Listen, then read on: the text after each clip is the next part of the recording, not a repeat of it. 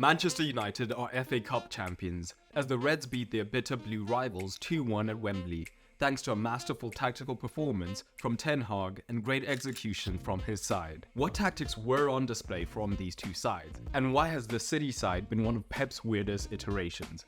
Let's take a look. City had the vast majority of the ball throughout, but this was deliberate from United, knowing they couldn't take on City at the possession game. So United were much more happy to be passive, not pressing particularly high up the pitch, meaning the City centre-backs got onto the ball easily. The caveat was, United were only happy for City to get easy possession, as long as it was not in this part of the pitch. So the first port of call was to prevent the City double pivot getting onto the ball, as they tend to run the game. This was achieved by having Bruno, in at centre forward, drop onto one of the pivots, and McTominay, the attacking midfielder, push onto the remaining pivot. City's exploitation of the half spaces is well known at this point, and Ten Hag decided he was willing to leave acres of room out wide, so long as the centre was protected. So both Garnacho and Rashford tucked right infield, so United were in an uber-narrow 4-2-4, with two mobile engines leading the defensive efforts.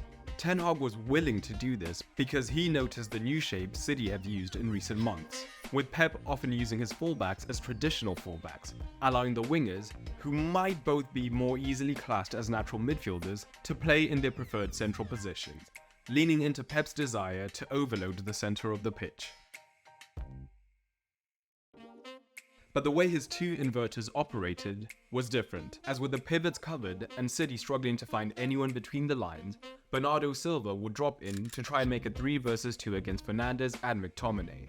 Foden, on the other hand, drifted infield off the left-hand side, so that City's midfield was often split into 3 attempted progressors and 2 attempted creators.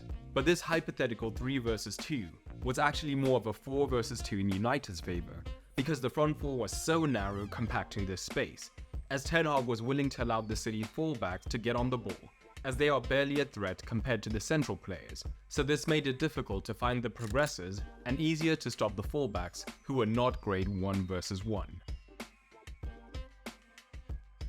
We did see the likes of Kovacic and Bernardo look to drop into the space vacated by the fullbacks, but knowing there was one less man in the centre, United could then look to tie up that City man in that zone fairly easily.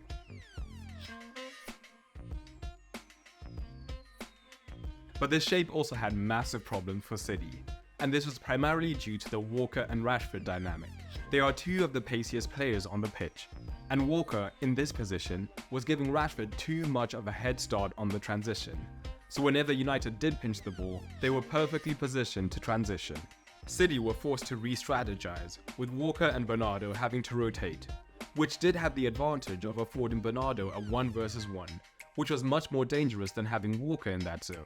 But Walker was also much less secure in his passing from this deeper zone, often looking to force his passes into dangerous zones which could result in turnovers, or simply being forced back to Ortega. But the great defensive setup for United extended beyond this region, as the narrow four afforded Mainu and Amrabat the freedom to be much more man-oriented on the two creators, following them around the pitch and looking to make their lives miserable, and they were willing to track them even when they looked for room in the fullback zones. While United's defensive shape was amazing, it was not impenetrable. Haaland would look to try to drop in at times to play in one of the on-rushing midfielders. This worked well when Haaland's touch was on point, but it was pretty hit and miss.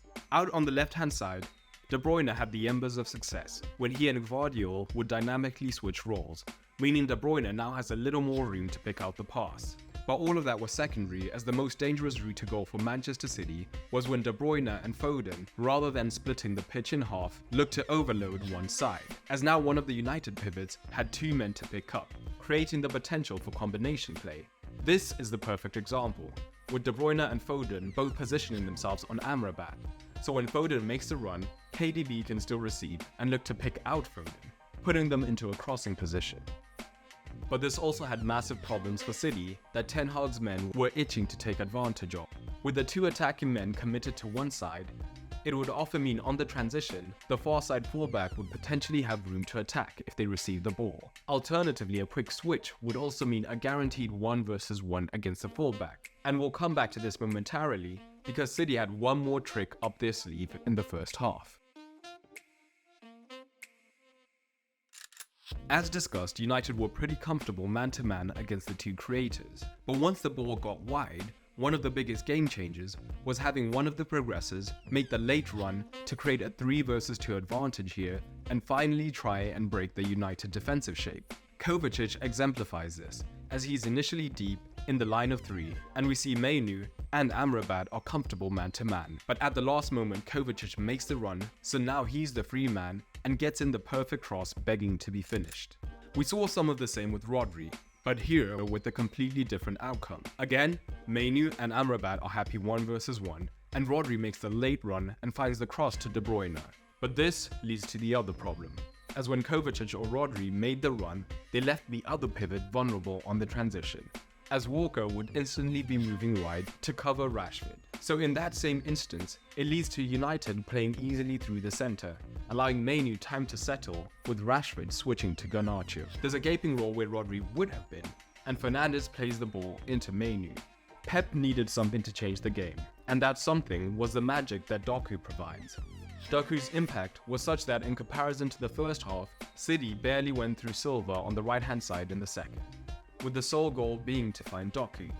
He and Wan-Bissaka had a great battle in the second half, with both having their moments, but Doku's ability to hit the byline and fire in the cross was threatening to turn the game. But Doku's impact is best shown through the secondary impact on Foden. Where Wan-Bissaka dealt with Gvardiol handily, now United had to double team Doku. That, paired with Stones now being a pivot, meant that Foden got more space in this zone, and his influence grew in the second half, with more key passes and shots once Doku came on.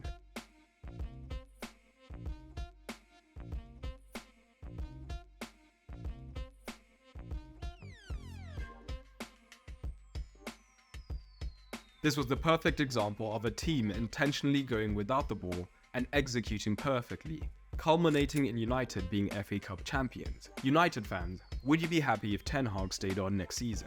Comment below. For the manager tactical score, on a tactical level I had it pretty even, with United defending well, but City still creating enough, let down by poor finishing and defending, rather than tactics. But drop your thoughts down below. And hit subscribe so you see our full in-depth analysis of City's tactics this season. But until then, check out this video here.